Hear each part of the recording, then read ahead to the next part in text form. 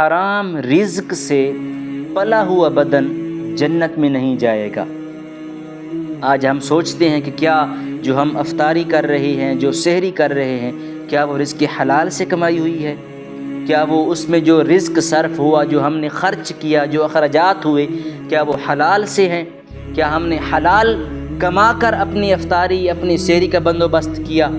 کیونکہ اللہ تعالیٰ نے قرآن مجید میں ارشاد فرمایا کہ لوگو کلو من طیبات ما رزقناکم، جو میں نے تم لوگوں کو پاکیزہ رزق دیا ہے نا، اس رزق میں سے کھاؤ، یہ اللہ تعالیٰ نے ہمیں ارشاد فرمایا۔ تو کیا آج ہم جو افطاری اور سحری اس ماہ رمضان میں کر رہے ہیں، یا اس کے علاوہ بھی ہم جو بھی کھاتے پیتے ہیں، کیا وہ رزق حلال کی کمائی ہوتی ہے؟ کیا وہ ہم نے حلال طریقے سے کمایا ہوتا ہے؟ تو یہ موقع ہے، یہ رمضان المبارک اپنے اندر جھانکنے کا موقع ہے، اپنے آپ سے پوچھنے کا موقع ہے، کیا جو میں کما رہا ہوں وہ حلال ہے یا حرام طریقے سے میں کما رہا ہوں؟